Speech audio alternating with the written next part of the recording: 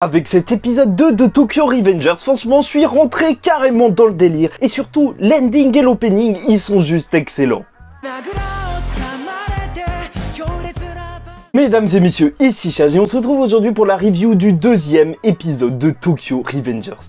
Et c'est l'épisode où on va nous expliquer un petit peu plus le pouvoir de voyager dans le temps et je trouve que c'est excellemment bien fait. Parce qu'un pouvoir, quand il est bien expliqué, lance des limitations et ensuite peut donc lancer des intrigues. Et c'est pour ça que là, c'est vraiment bien fait. Après, il faut le dire, voilà, je vous le dis, l'animation, elle est cool, l'opening, l'ending, j'arrête pas de les écouter. Et oui, ça je l'ai déjà dit. Mais ce qui me faisait un petit peu peur avec Tokyo Revengers de base, quand on m'en parlait, c'était que c'était un truc de furieux et ça m'intéressait pas forcément de voir juste des collégiens se tabasser entre eux. C'est marrant, mais est-ce que c'est si intéressant que ça? Mais là, justement, ça va prendre une toute autre ampleur parce que, en fait, cette rentrée dans un gang, elle va se faire plus un petit peu au niveau d'une infiltration. Et c'est ça que je trouve super cool, en fait. C'est parce que même dès le début de cet épisode, alors que le personnage principal, il est avec Naoto, le petit frère d'Hinata, alors il va devoir ingurgiter énormément d'informations. Et ça va le mettre un petit peu KO et en même temps, Naoto, c'est normal qu'il soit hyper impliqué. C'est sa sœur et même s'il a cru à une histoire rocambolesque de base de voyage dans le temps, il en est persuadé, c'est la seule personne qui peut sauver sa sœur. Et bon, même si, voilà, pour tenir le coup, il boit du Red Bull, comme quoi, voilà, encore une fois, il y a plein de petits éléments comme ça qui montrent que, je sais pas, c'est dans une histoire assez réaliste. Le mec, il n'en peut plus d'ingurgiter autant d'informations. Alors, on lui rappelle que le gang, en tout cas, c'est pas une histoire de rigolade. Son ancien collègue qui avait infiltré le gang des Tokyo Manji, alors il s'est fait tuer. Et comme quoi, en fait, ça... c'est du sérieux. Et pour réussir à changer un petit peu tout ça, parce que bien sûr sa sœur ça a été un dégât collatéral de cet affrontement, alors il faudra que le personnage principal rencontre Sano et Kisaki. Oui, je suis désolé, je l'ai écrit. Bon, je vais vous dire la vérité, Sano, on le voit dans l'opening, et d'ailleurs, voilà, personnellement, moi, l'opening, il me spoil pas. Pour ceux qui avaient peur que ça spoilait, ça montrait trop de trucs, franchement, quand on sait rien, alors c'est juste un opening super cool à regarder et à écouter, et lui est cool, donc j'espère qu'il sera sympa, et sûrement que Kisaki, avec sa tête de sale traître, alors ce sera celui qui va essayer de lancer toutes les magouilles cheloues.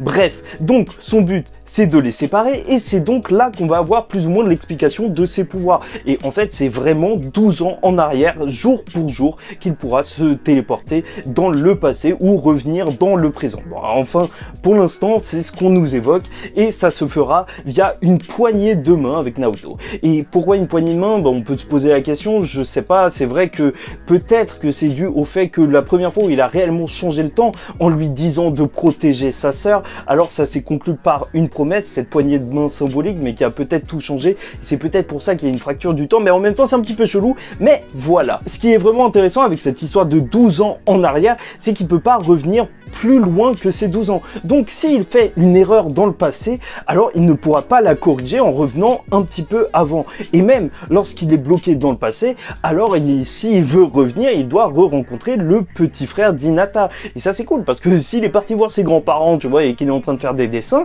alors lui, il est carrément dans la mouise. Bref, et là, il va revenir dans le passé, donc, et il va se retrouver en plein milieu d'une bagarre, en fait, d'une bagarre organisée par ceux dans le premier épisode, justement, qui étaient devenus ses maîtres, entre guillemets, les troisièmes qui fument et qui ont l'air d'avoir 30 piges. Et là où ça a gêné beaucoup de personnes, que, en fait, ils soient déstabilisés, parce que, en même temps, je vous rappelle que, imaginez-vous, si je vous demandais de vous souvenir jour pour jour ce qui s'est passé il y a 12 ans dans votre vie, alors vous auriez du mal. Donc, même lui qui se réveille, je trouve ça assez normal qu'il ait un petit peu du mal à savoir ce qui est en train de se passer. Et en plus, c'est réaliste, une patate, tu tombes dans les pommes. Excuse-moi, mais j'en ai vu dans la vraie vie, ce genre de truc. Donc, c'est cool de voir des vrais combats comme ça. Franchement, c'est vrai, c'est drôle de le voir se faire tabasser. À chaque fois, dans cet épisode, il s'est fait tabasser 2 fois encore.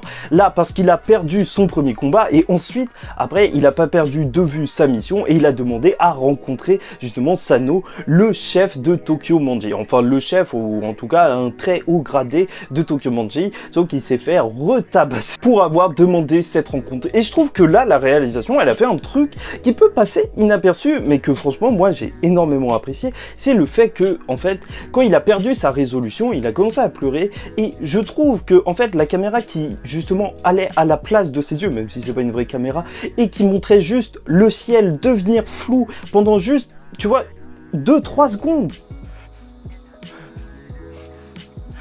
Juste pour montrer qu'il commençait à avoir des larmes qui coulaient. C'est le genre de détail dans l'animation qui me touche personnellement et qui montre qu'en fait on n'est pas juste dans une animation pour raconter ce qui est écrit sur le papier, mais vraiment pour apporter quelque chose, et c'est ça que j'aime dans l'animation quand il y a un bon animé. Bon, c'est vrai qu'au début de l'épisode, le recap du premier épisode, il était un petit peu long et ça a gêné beaucoup de personnes. Bon, bien sûr, ça va lui rappeler l'enfer quotidien qu'il a vécu à partir de ce moment-là et il va même presque abandonner. Et c'est en revoyant Hinata, et je pense que ça, c'est une scène qui est vraiment charnière pour le développement du personnage, parce que pour nous, même en tant que spectateurs, nous, on connaît pas vraiment cette relation. Les liens qu'ils ont ensemble, on les a pas vus se mettre ensemble, et c'est pour ça, juste les voir interagir, même si c'est de manière assez simple, en fait. C'est juste deux gamins qui sont en train de dire qu'ils s'aiment beaucoup et qui se protégeraient pour n'importe quoi. Bah ça marche et ça remet en place les enjeux et il repart de plus en plus déterminé. Et nous aussi, moi personnellement, je veux les voir ensemble, je les aime bien. C'est vraiment ça que j'appréciais avec le personnage, c'est qu'on rentre vraiment dans sa psychologie, et même si on nous montre une certaine forme de fragilité, ça montre juste qu'il aura des difficultés, mais il se surmène pour atteindre son but, sauver Hinata. Et bon, et en plus, en fait, quand tu le vois rejoindre ses amis avec Takuya qui va devoir se battre, alors que c'est le plus frêle du groupe, et peut-être celui qui a le plus subi, en fait, après les combats, et il sait que le combat qui va arriver, il va carrément le laisser pour mort. Alors c'est quand même un petit moment, encore une fois, dans les toilettes, tu vois, plein de réalisme, en même temps des collégiens où tu voulais qu'ils parlent, qui montrent qu'il n'est vraiment plus seul. Et je trouve ça vraiment impactant, dans le sens où si tu te mets à sa place, le personnage, c'est quelqu'un qui a fui sa vie, qui a vécu une vie pourrie, qui s'est retrouvé seul. À 26 ans, tu le voyais seul dans son appart, il avait l'air vraiment triste. Et maintenant, il retrouve ses belles années, et qui n'a pas repensé à certaines de ces belles années où il était avec son groupe de potes. Et là, c'est ce qu'on voit durant cette fin d'épisode. Même si il a peur, il va essayer de protéger en essayant de pimenter le truc. Et j'aime beaucoup ça. Encore une fois, on voit sa fragilité. Le fait que, en vrai, il a peur de dire ça, mais il veut un combat entre le maître et l'esclave. Il va porter ses balls, et j'aime beaucoup, j'aime vraiment énormément. C'est ça qu'on aime chez un personnage. Même si il va sûrement se faire rétamer, au moins il aura essayé, et j'espère, bah, déjà s'il gagne tant mieux, mais s'il perd, que au moins ça aura prouvé au chef Akio Masa que c'est pas juste un simple nabo et qu'il en veut vraiment et qu'il pourra peut-être monter. Bon, c'est vrai que la dialectique du maître et de l'esclave, ça fait très philosophique, mais j'ai très hâte de voir ce combat philosophique avec des gros coups de poing dans la gueule. Bref, c'était tout pour moi, j'espère que vous avez apprécié la vidéo. En tout cas, j'aime vraiment beaucoup le fait que c'est une histoire un petit peu plus d'infiltration que juste une histoire d'un gamin qui est en train de rentrer dans un gang. En fait, il cherche vraiment un but, il a vraiment une mission, et c'est rafraîchissant. C'est un truc que j'avais jamais vu, en tout cas, une histoire comme ça de voyage dans le temps, infiltration et tout. C'est vraiment excellent. Bon, n'hésitez pas à liker si vous avez apprécié cette vidéo. En tout cas, moi, ça y est, je suis rentré dans l'animé. N'hésitez pas à commenter, me donner votre avis sur cet épisode et à vous abonner. Chaque semaine, on parle de Tokyo Revengers, alors pourquoi pas? Et en plus, ça risque d'être un véritable hit. Bon, en attendant la semaine prochaine, je vous dis ciao tout le monde. Vraiment, écrivez vos avis, ça peut être marrant.